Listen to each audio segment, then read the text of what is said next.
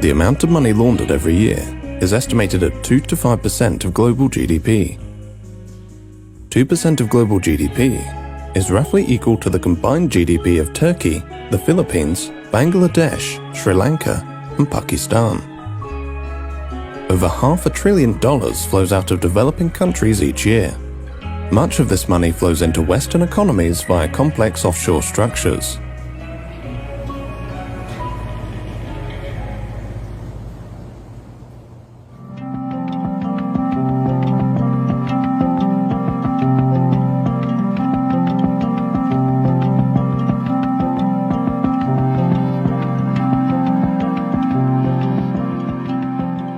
In 1952, the future Kenyan President Jomo Kenyatta is imprisoned by the British colonial authorities. He becomes a symbol of Kenya's struggle for independence. Jomo Kenyatta is viewed as Kenya's father of independence, so to speak. He used to go by the name Johnston Kamau. He used to be a water meter reader in the colonial government's municipal council. He was also fairly well-spoken. I believe that's part of the reason why he was selected from amongst the political intelligentsia at the time. Upon his release from detention, the near-penniless Kenyatta becomes a close friend of the last British governor of Kenya, Malcolm MacDonald. In 1963, Kenyatta is elected as the first Prime Minister and later President of independent Kenya, while Malcolm MacDonald becomes the British High Commissioner. The government and civil service of the new country is comprised primarily of what the British called loyalists. Post-independence, Britain retains a number of military sites in Kenya. Today, Britain trains 6 infantry battalions in Kenya every year. 60 years after independence, the Kenyatta family is one of the wealthiest in Kenya. The Kenyatta family have vast investments in land across the country, right down to the coast, all the way up to the what was called the White Highlands. They own the biggest milk company in Kenya. They own one of Kenya's biggest banks. They have a chain of hotels. They're building a sub-city right now, just right outside the bounds of Nairobi city. There's always been an open question about how Jomo Kenyatta was able to become such a rich person. Just 1 or 2 years after becoming president. His salary at the time doesn't match the kind of wealth that he has. There have been memoirs written by, people from his administration that say that he essentially would, engage in land grabs of very, very prime pieces of land owned by members of the settler community, etc. A declassified CIA report noted that funds provided by foreign governments in order to pay for the redistribution of land from colonial settlers to landless Kenyans had allegedly been used by the Kenyattas and their associates to buy land for themselves. Today, the Kenyatta family are the biggest landowners in Kenya, holding over 500,000 acres of prime land across the country, while many former Kenyan freedom fighters and their families who fought specifically for the return of their land received nothing. Jomo Kenyatta passed away in 1978.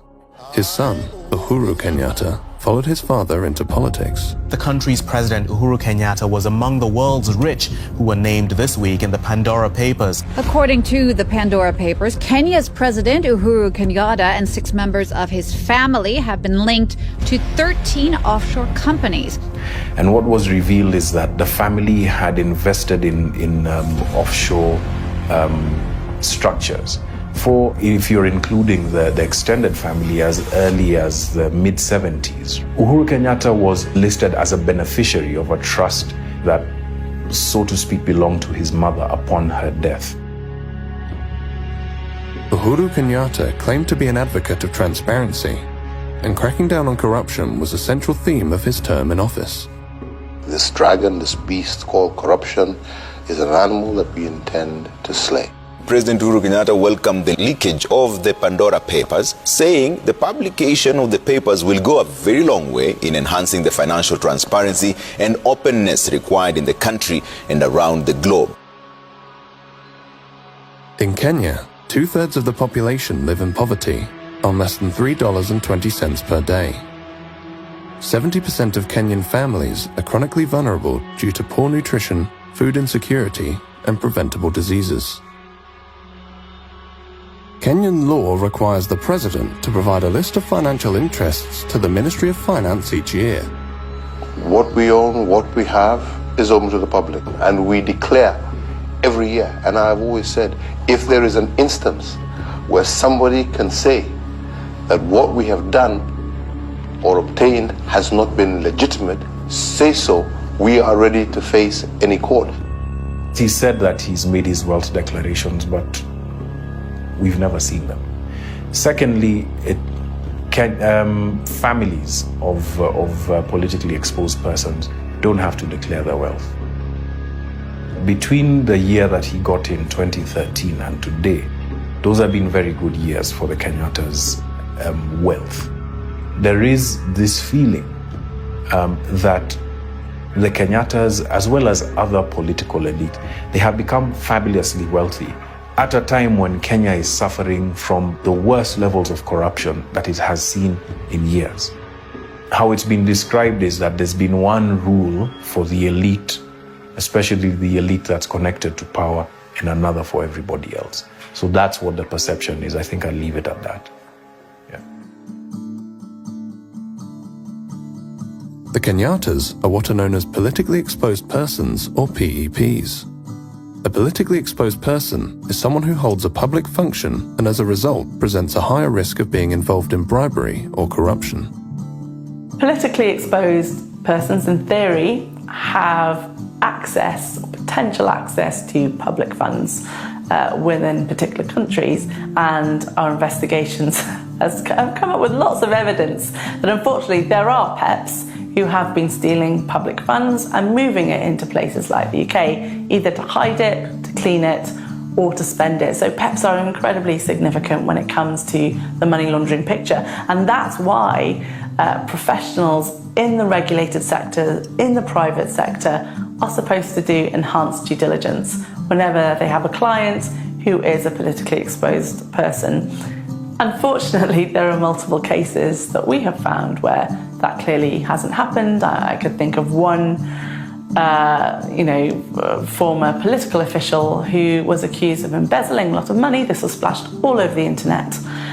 Within the 5 years following that, this person was able to open several UK bank accounts, took out a few mortgages on UK houses, opened a UK company. Can you share who that person was?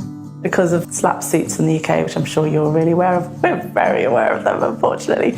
I have to literally libel check everything I say, learn it like a script, and then say it, so I can't. Even if that is already in the public domain? Yeah. It's a big issue.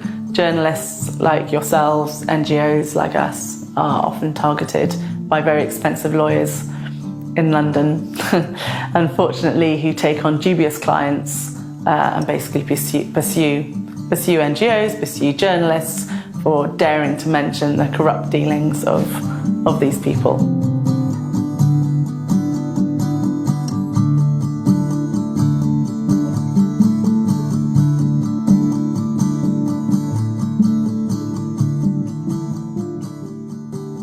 The Kenyatas are not the only developing world political dynasty who have amassed wealth and land beyond their known sources of income. Since coming to power after the dissolution of the Soviet Union, the Aliyev family of Azerbaijan have accumulated a vast fortune and business empire. Azerbaijan is a major crude oil and natural gas producer. Fossil fuels are so abundant that surface oil deposits have burnt for centuries. The UK is the largest foreign investor in Azerbaijan, making up over half of all foreign investment. The Aliyev family is the richest family in Azerbaijan. They came to power in 1993 when Heydar Aliyev, a former KGB general and Secretary General of Azerbaijan Soviet Republic, orchestrated a coup. In 1993, Heydar Aliyev seized power in a coup. Shortly before Heydar Aliyev's death, his son, Ilham Aliyev, took over as president and has remained in power ever since. BP arrived in Azerbaijan in 1992 and after the coup signed a secret deal with the new president. Today, BP is the largest foreign oil company in Azerbaijan. The political opposition has always said that British Petroleum was responsible for the state coup. They brought Haidar Aliyev to power. I remember in 1993, during that difficult electoral and coup period, the British private security companies were doing something in Azerbaijan. Maybe they came to protect someone high-level officials of British Petroleum, or maybe they came to help protect members of the Aliyev family. We don't know. Nobody knows what is in this contract between British Petroleum and Aliyev. It's like biggest state secret in Azerbaijan. On its website, BP calls this contract the contract for the new century. The Aliyev family have vast business interests in Azerbaijan. Who is the owner of 5 biggest commercial banks in Azerbaijan? It's the Aliyev family. Who is the owner of the biggest private transportation company? It's the Aliyev family. Who is the owner of the biggest 5-star hotel networks in Azerbaijan? Again, it's the Aliyev family. They privatized the state's biggest banks, and after they made themselves owner of these banks, they start using these banks to launder money.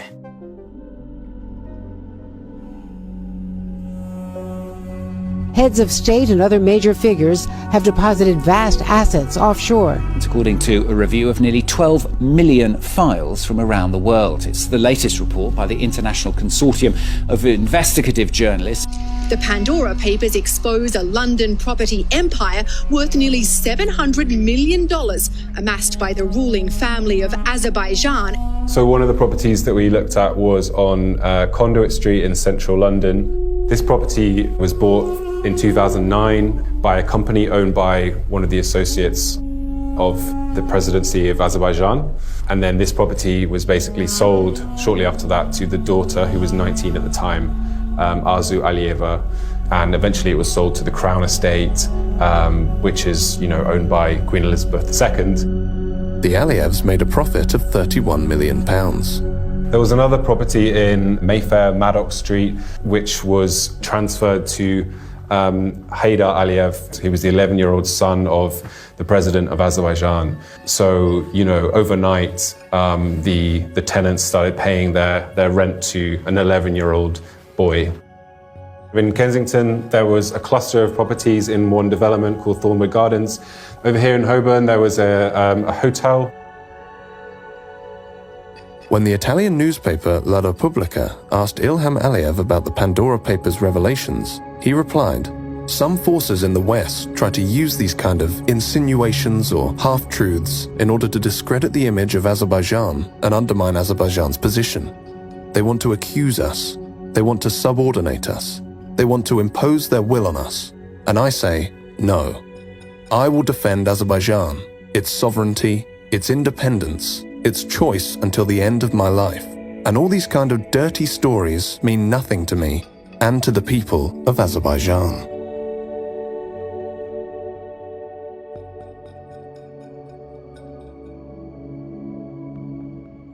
In the Pandora Papers, we saw dozens of politicians and world leaders, current and former world leaders, with wealth offshore. Offshore service providers are supposed to conduct enhanced due diligence and really scrutinize the sources of wealth of the politically connected people that they provide services to. The Pandora Papers revealed that offshore service providers did not conduct sufficient due diligence on their politically exposed clients. There was some light Googling, running names through risk databases and things like that.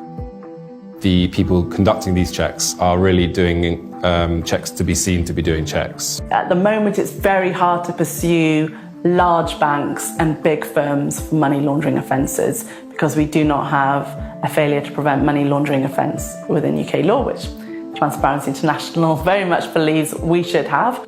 Our research identified 582 UK individuals and firms who were involved in major money laundering cases. You have people who will turn a blind eye to any anything they may discover, proceed anyway, and those who maybe don't do enhanced due diligence when they should, you will find individuals and firms that will actually deliberately go out to try and get the services of those who are potentially involved in corruption and criminality, because it's big business, it's big money. There are 84,000 UK properties that are owned anonymously. Now, of course, some of those will be owned with the legitimate money, but it's quite possible that a lot will be owned with suspicious funds. Baku, the capital of Azerbaijan, is an unusual place. It is not just the prevalence of stray cats that make it unusual, because even more prevalent than cats are police and security officials. There is a security official on every street, on every corner, even underneath bridges. Ornate parks of marble and sandstone are scattered throughout the city. Only in the suburbs and on the edges of Baku is the fairy tale confronted by reality. In 2005, Azerbaijan signed the UN Convention Against Corruption. One of the requirements of that treaty was to implement financial declaration for all state officials. Parliament ratified that treaty. Yet, until today, 17 years later, nobody is declaring their wealth. The first journalist who exposed the huge corruption in the government was killed at the front door of his house. After that, we saw that all journalists who spoke about stolen assets, they have a problem. They are put in jail. Their lives become extremely difficult. They are prosecuted, they are blackmailed with private family issues.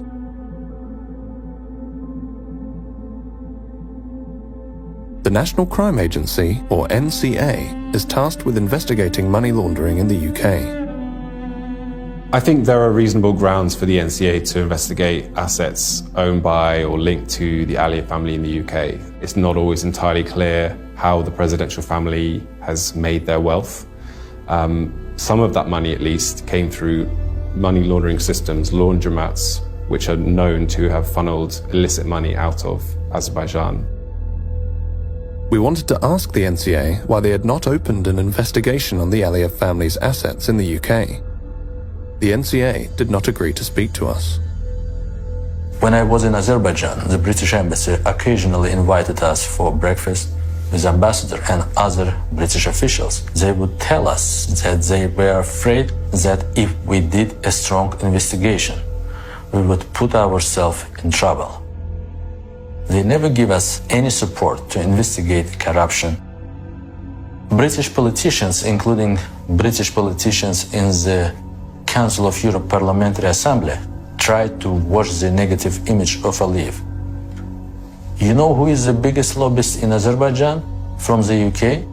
It's the son of the Queen, Prince Andrew, Epstein's friend. He is also a friend of Aliyev, a very good friend. Every 5 years, the people of Azerbaijan elect a president. And every 5 years since 1993, that president's name has been Mr. Aliyev. In the 2008 election, Mr. Aliyev received 89% of the vote. In 2013, he received 84.5%, and in 2018, he received 86% of the vote. During the 2018 election, Emin Huseynov worked for an NGO investigating electoral violations. We observed the elections and discovered irregularities. After that, the government closed down our NGO. They confiscated all our equipment. They put most of us in jail. I decided to escape. The police in Azerbaijan were looking for me, as if I was the #1 terrorist in the country.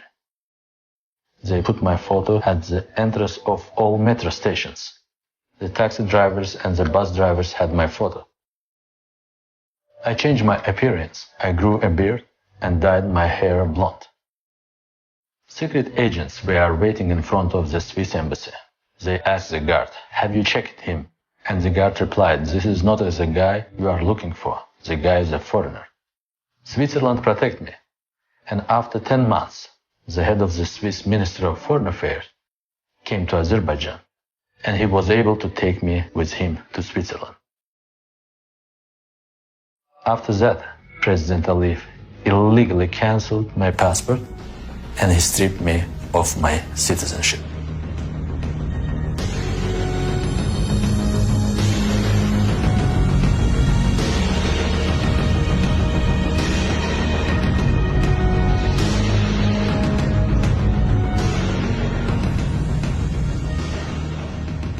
The Aliyev family's love of London property and use of offshore financial secrecy to hide their wealth is mirrored by another political dynasty of the developing world, the Sharifs of Pakistan. The Prime Minister of Pakistan has been disqualified from office. The court also disqualified the country's finance minister, Ishaq Dar. This verdict was unanimous. All the 5 judges declared that Prime Minister Nawaz Sharif is not an honest and sagacious person, and hence he should be disqualified. Nawaz Sharif is the 3 times elected Prime Minister of Pakistan. During his premiership in the 90s, Nawaz Sharif privatized many state-owned industries. The privatization policies which were initiated by Mr. Nawaz Sharif during his stints as Prime Minister during the 90s, that is the start of corruption, where a lot of state holdings, they were portrayed as if they are making losses, and then they were handed out to different political backers of Nawaz Sharif, his friends and his business associates. The government of Nawaz Sharif then passed a law that the tax authorities in Pakistan could not question the origin of money that entered Pakistan from abroad. One thing which we need to remember, and this is very, very important. When you're in the power, you can make laws according to your will. You can actually manipulate the system. You can bribe the people. You can get cuts from wherever you want. And this is what the Sharifs has been doing. And this is what they've been accused over the years. It's a close-knit family affair. In the case of Hudaybiyah paper mill, once you look at the directors and shareholders, it's only the entire Sharif family, the immediate blood relations, and a few cousins who are also mentioned as directors. To look at the shareholding of Ramzan sugar mill, that gives you an idea that it is run by Chief Executive Officer Mr. Hamza Shehbaz Sharif. Shehbaz Sharif is a younger brother of Nawaz Sharif. He was the leader of the Punjab Assembly while his brother was Prime Minister. He is accused of laundering tens of millions of dollars through the Ramzan sugar mill, a company owned by the Sharif family. Accounts were opened in the name of these low-level, low-wage employees who do not come into the tax net. Money used to be deposited in those accounts, and finally they used to land in the accounts of either Mr. Hamza Shehbaz Sharif, Mr. Sulaiman Shehbaz Sharif, or Mr. Shehbaz Sharif himself. In fact, these files which you see here, it gives the names, it gives the banking documents, the challans, everything which is mentioned in these, all the banking record, the names of the low-wage employees.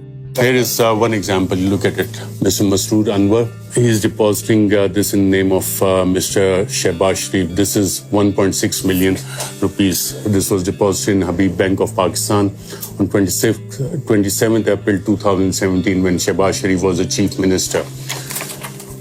This is another deposit, 13th May 2016, in the name of Mia Muhammad Shehbaz Sharif, an amount of 6,52,451 rupees deposited in an account by Mr. Masroor Anwar.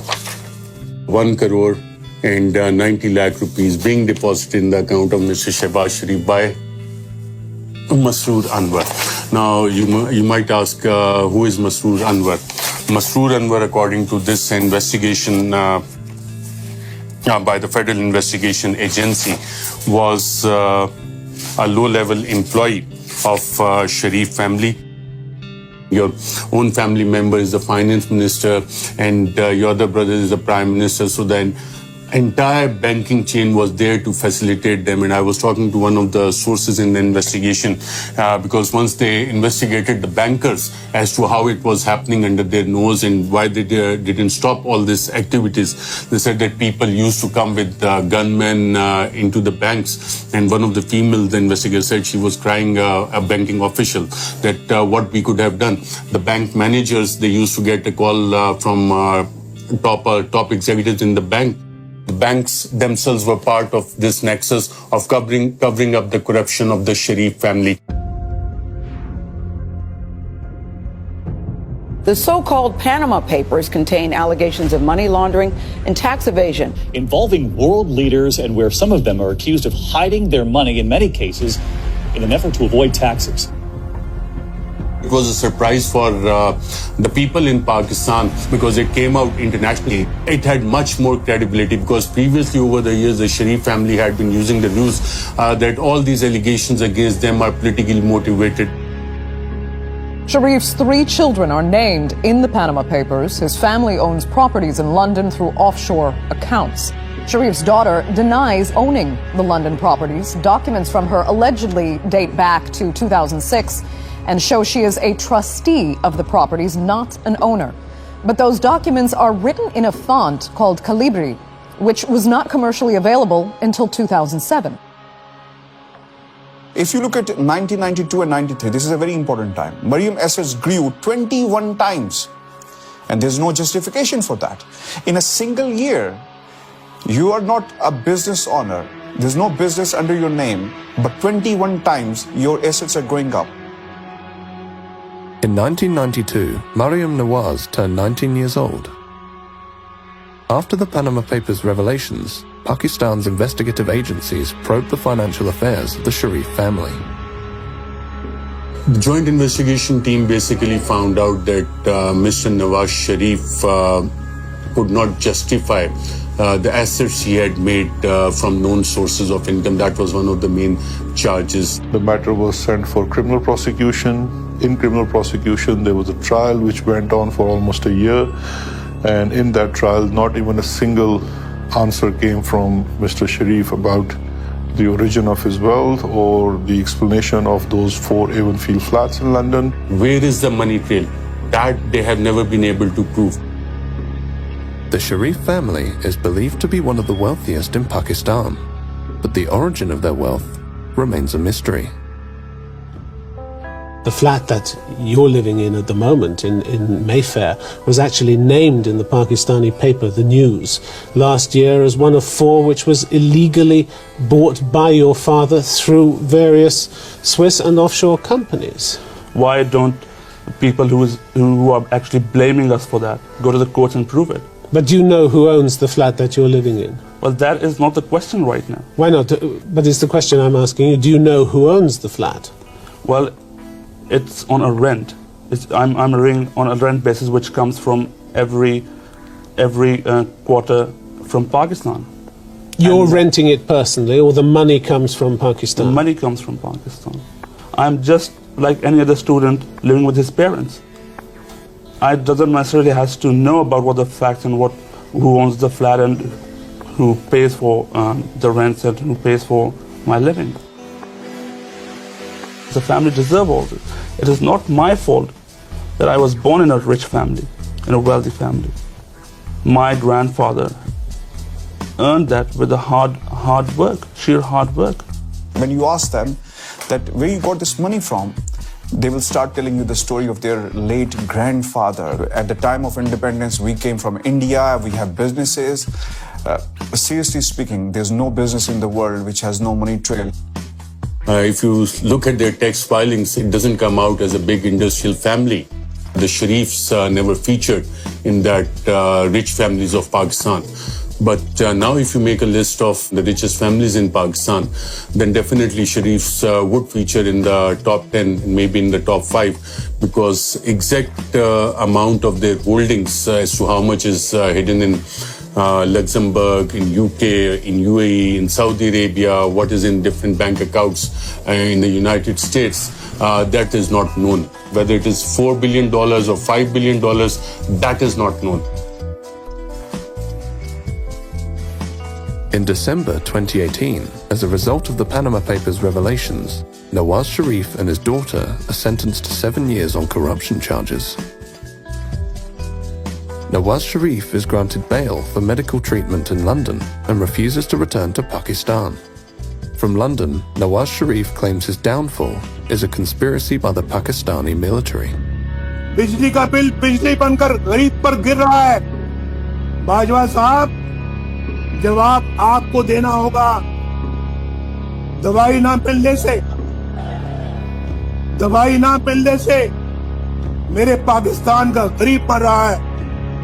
Bajwa साहब, जवाब आपको देना होगा। गरीब की रोटी 10 रुपए की हो गई है। बाजवा साहब, जवाब आपको देना होगा। और जनरल फैज, ये सब कुछ आपके हाथों से हुआ है। जवाब भी आपको देना होगा।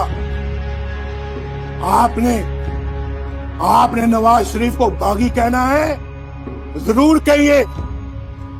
गद्दार कहना है, जरूर कहिए। इश्तिहारी कहना है, जरूर कहिए। हाई जैकर कहना है, जरूर कहिए। लेकिन नवाज शरीफ अपने गरीब और मजलूम आवाज की आवाज बनता रहेगा।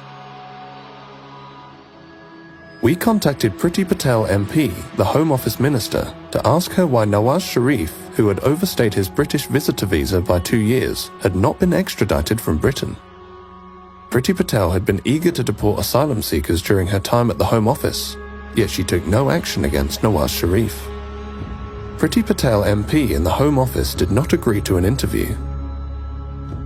We also contacted the National Crime Agency.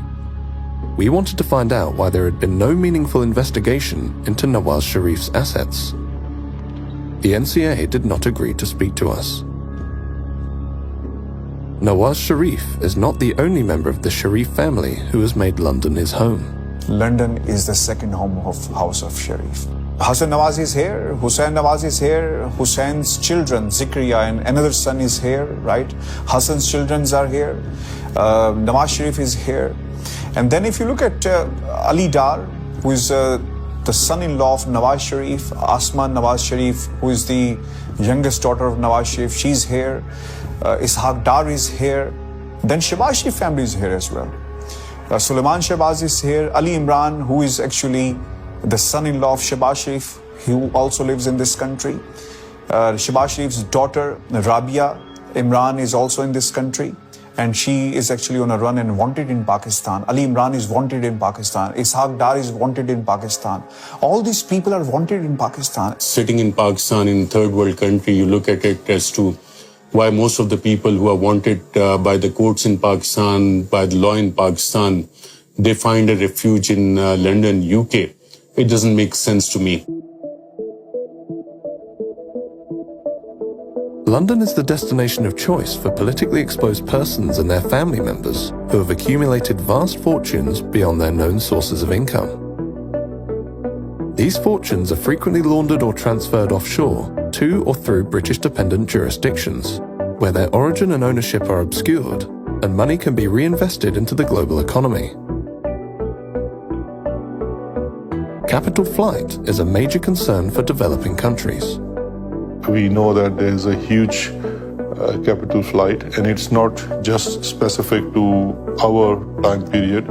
It has been historical. It directly impacts the economy because you see the issue is that if our currency is not doing well, and we have a serious issue of sustaining the value of Pakistani rupee, that has a correlation with capital flight.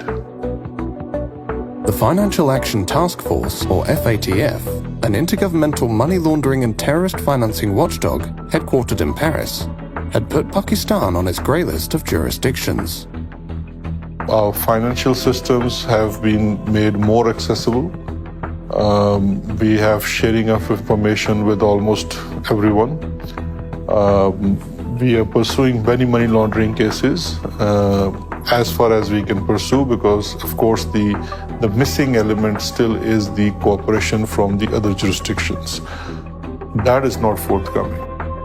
And sometimes we wonder that we are in grey list, but the money that has been taken from here is in countries which are not in the grey list. So that is something that, sometimes is like, okay, so why are we in the grey list then?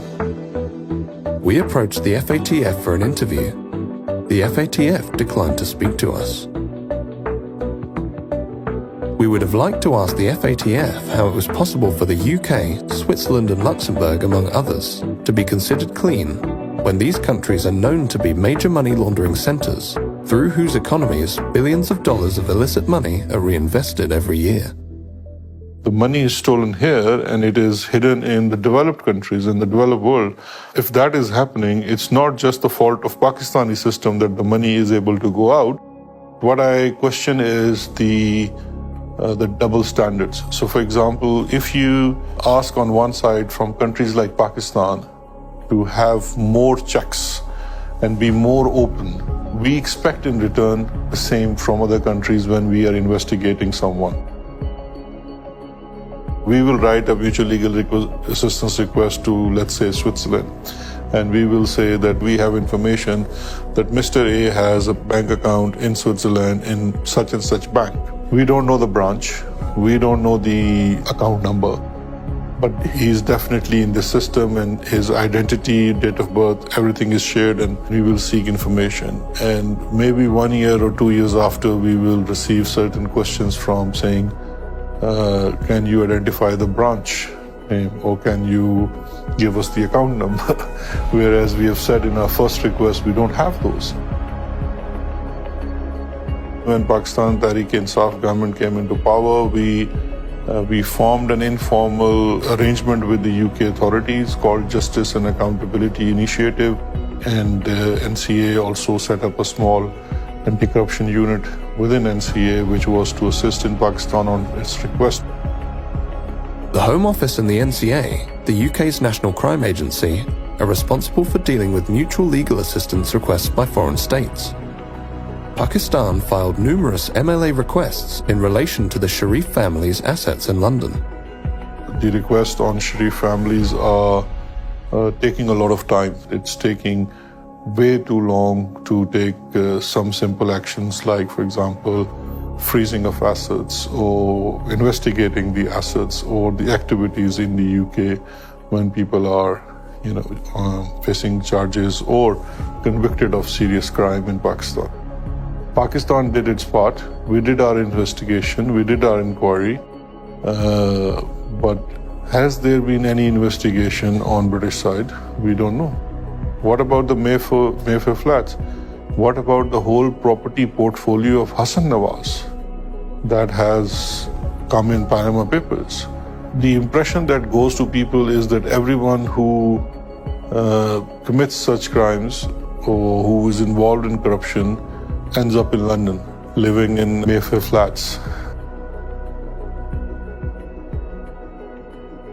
The main issues for developing countries are Western countries. Unfortunately, here in the UK and other Western countries, we can be very good at pointing the finger elsewhere and saying, hey, look at all that corruption over there. But the reality is we are facilitating that corruption. We are complicit in the laundering of public funds because we have a ready-made system ready to go where corrupt individuals can hide, can spend, can clean their money. London and its role in the offshore world is that it's a money launderer's paradise. It's a money launderer's paradise or haven.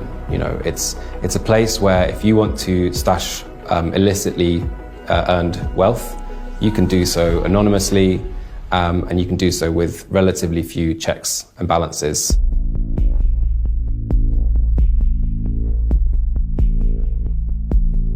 The Russian President Vladimir Putin has launched a major military operation against Ukraine. Thousands of troops, backed by tanks and missile fire, have crossed the border into Ukraine on every front. Ukrainian President Volodymyr Zelensky called on all of its citizens who were ready to defend the country from Russian forces to come forward, saying Kyiv would issue weapons to everyone who wants them. We've already put in place the largest package of sanctions in our history. Today, the White House announced new sanctions against members of the Russian elite. Tying Russian oligarchs directly to assets is proving very difficult because they are all masters of using shell companies and relatives to hide their true ownership. For those who wish to hide their money, British-dependent territories such as the Cayman Islands, Jersey, and the British Virgin Islands are the destination of choice. In the past, Britain has claimed that these jurisdictions are independent and it cannot dictate their laws. I listened to the Foreign Secretary correctly detail the importance of avoiding sanctions leakage, and she was asked twice in this statement about British overseas territories. I detected a reluctance to go into detail on that. I've been very clear that we will absolutely be including overseas territories in all of these measures we're taking. We contacted the Foreign Office because we wanted to ask them if they would now take similar action against illicit money from other countries. The Foreign Office declined to be interviewed for this documentary.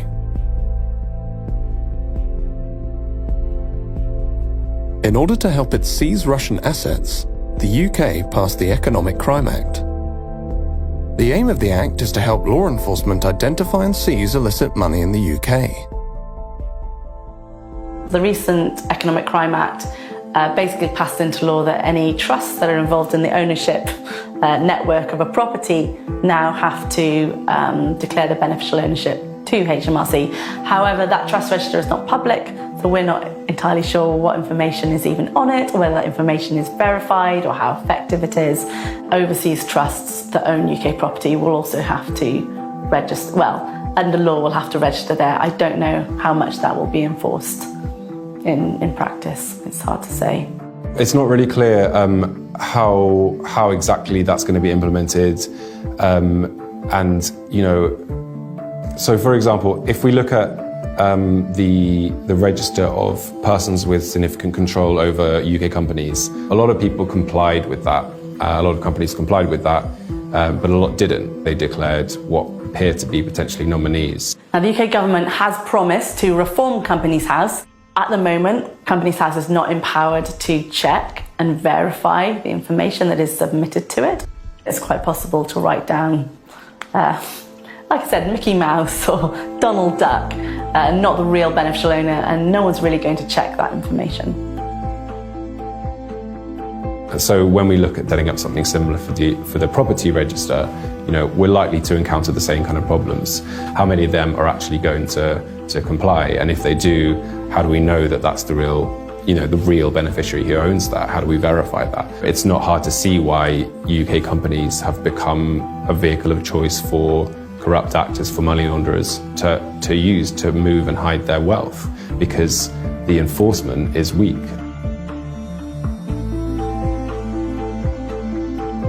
We wanted to speak to the NCA about what they felt would help them tackle the issue of money laundering in the UK.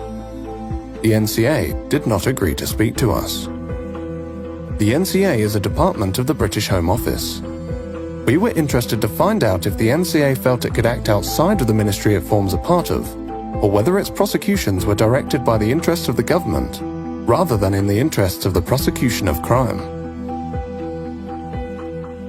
In February 2022, The Guardian newspaper reported that the former Conservative minister, Lord Folkes, who attempted to introduce a public register of overseas property owners in 2017 and 2018, was approached by civil servants from 4 government departments who told him to drop the public register of overseas property owners.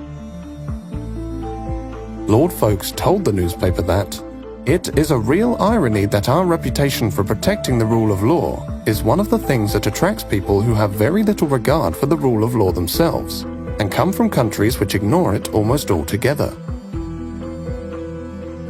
We approached the FATF, the National Crime Agency, the Foreign Office, John Glenn MP, the Economic Secretary to the Treasury, and Priti Patel MP in charge of the Home Office. None of these individuals and organizations agreed to take part in this documentary. But when we contacted Imran Khan, the then Prime Minister of Pakistan, Imran Khan agreed to our request for an interview. Hello, Michael. Nice to meet you. How are you? Very well, thank you. And you? Good, thanks. So you're not going to be in the gallery? No, we'll be after. So what is this, sort of like a documentary? Yes, or is it a question and answer? It's a documentary about individuals who've become very wealthy by being at the centre of power and currently have a lot of wealth in London, especially in property. Corruption is not just an issue for Pakistan. it is an issue for all the poor countries. In fact, I've come to this conclusion that countries are poor only because of corruption, and corruption of the elite. It's the corruption of the powerful that destroys a country, not the corruption of the weak. When I, as a Prime Minister, if I want to make money from my country, steal money and then send it abroad, I can only do it if I weaken the state institutions that would check my corruption. So the institutions get corrupt and they get weaker and they cannot stand in front of the powerful. The richer countries must come forward and treat money taken out of poor countries, money laundered out of poor countries, the same way as terror financing and as drug money.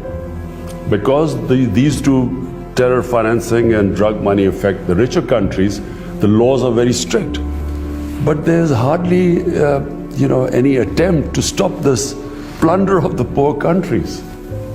I feel that there is no incentive for rich countries to repatriate money or take action against these people because they benefit from them.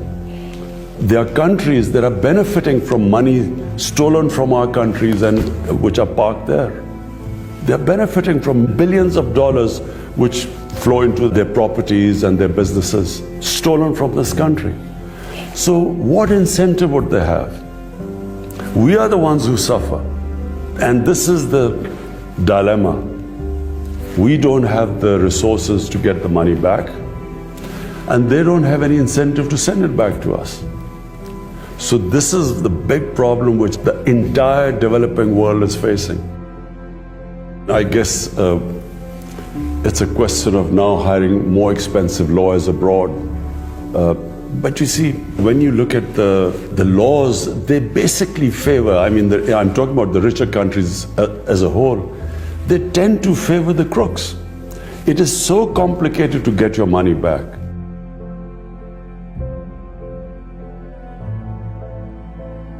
Imran Khan has raised this issue in almost every forum that the rich countries must take care of poor countries, and the care involves that the looted money that is now invested in the rich countries must be returned to the original countries. In Panama Papers, the properties of Sharifs are categorically mentioned, and all these properties are in the heart of London. And everyone, including the British government, knows that these properties are actually bought from laundered money. I think international politics play a big role here. So some countries, they say that what is ours and what is yours is also ours. So this is the case with British government right now. The United Kingdom, that the United States increasingly, that various other territories in the West are not only refusing to dismantle or make more open and accountable these kinds of systems, but are actively supporting territories that allow for the inflow of illicit financial wealth. And the world needs to be able to wake up to something like this. They'll shout about the Jeff Bezos and Elon Musks and Apples and all sorts of things, but they're eerily silent about the wealth that's being taken out and invested because it helps their countries. That's not right. We become victims twice, where when we are asking for our wealth to be returned, it becomes so difficult for us to have that happen. The Congolese still don't have the wealth from Mobutu Sese Seko's reign returned. The Nigerians still don't have wealth from Sani Abacha and many other people returned.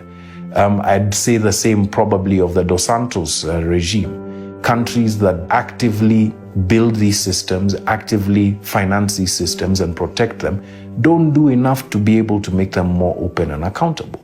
That's just not right. Offshore leaks have revealed time and time again that politically exposed persons use secrecy jurisdictions to hide their wealth, launder their wealth, and reinvest that wealth back into the global economy.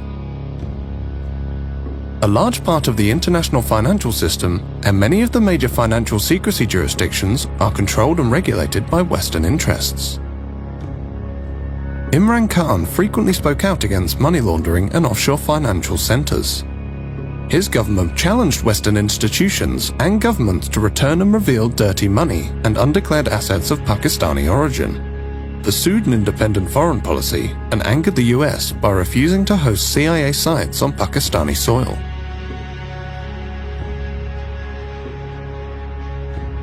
On the 7th of March 2022, the Pakistani ambassador to the US reported in a classified communique that Donald Lu, a senior State Department official, had informed him that Pakistan-US relations could improve only if Imran Khan was removed from power.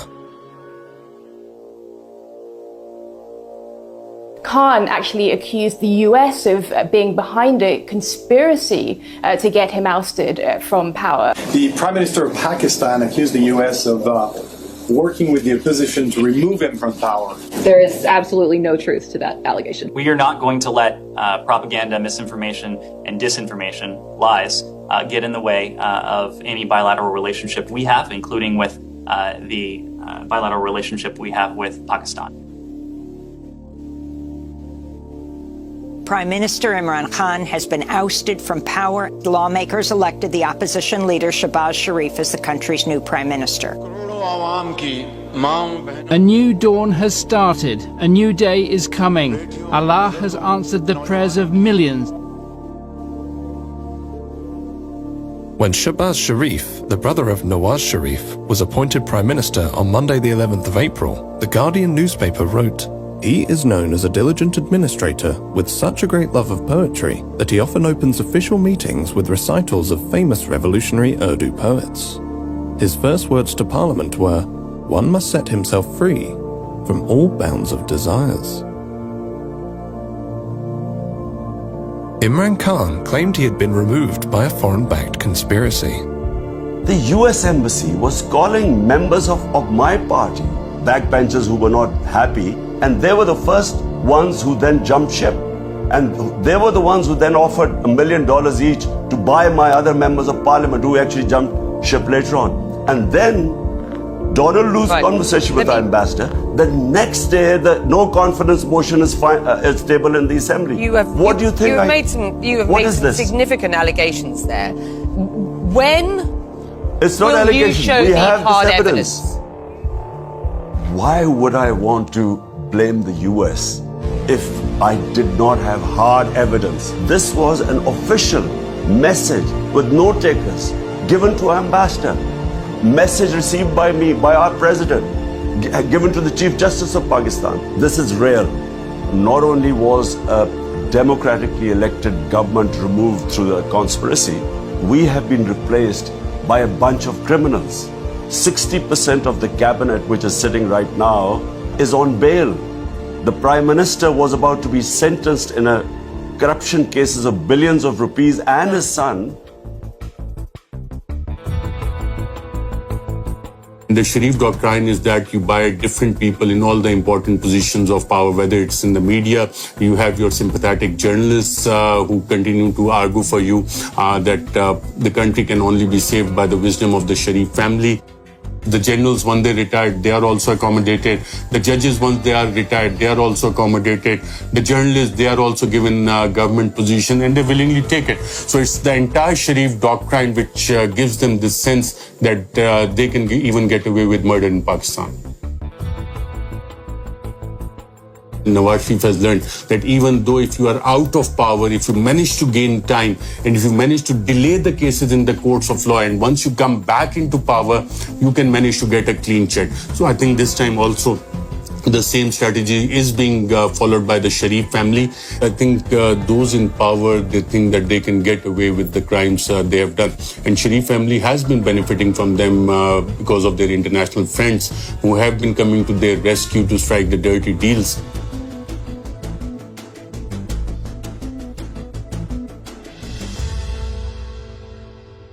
Someone once said that to accumulate wealth beyond one's wildest dreams, one must be close to the individuals who make the rules and who enforce those rules.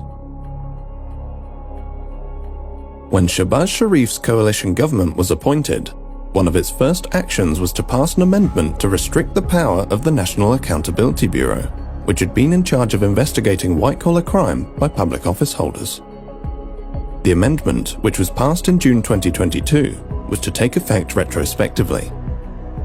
The amendment stipulated that the courts had to decide on the outcome of a case within 1 year, and stated that if sufficient evidence was not provided at the time of the arrest, the arresting officer could face 5 years in jail for the filing of a false reference. Dr. Mohammad Rizwan, the 47-year-old chief investigator who presided over the investigation against Shahbaz Sharif and his family in the Ramzan sugar mills case, died of a heart attack on the 9th of May 2022. Another investigator on the same case suffered a heart attack and remains in critical condition. Malik Masood, through whose accounts prosecutors alleged 3.7 billion Pakistani rupees were laundered to various Sharif family members, had been cooperating with investigators when he too suffered a heart attack and died on the 7th of June 2022. The 49-year-old had been a tea boy at the Ramzan sugar mills, where he drew a salary of approximately $300 per annum for his work at the Sharif family-owned enterprise. According to the Wealth Report, London is the wealth capital of the world, beating New York to the top spot. London is the favoured playground of the world's politically exposed oligarchs and their family members. The Sharif family of Pakistan, the Aliyevs of Azerbaijan, the Kenyatas of Kenya, and many other current and former politically connected families who acquired vast fortunes beyond their known sources of income own billions of pounds of prime London property.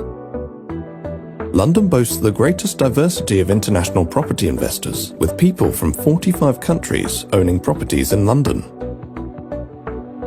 British dependent jurisdictions continue to offer financial secrecy and tax evasion services. 84,000 properties in the UK are owned anonymously. The UK government has made repeated promises to crack down on dirty money, but on each occasion, the government has failed to implement the promised legislation or watered down the legislation so as to make it ineffective. Britain remains the capital of libel tourism, where the wealthy come to attempt to silence their critics. London continues to be a safe haven for the global elite that have fallen out of favour in their home countries. Pakistan under Imran Khan attempted for years to engage with Britain to repatriate laundered money. Many other developing countries have done the same, without success.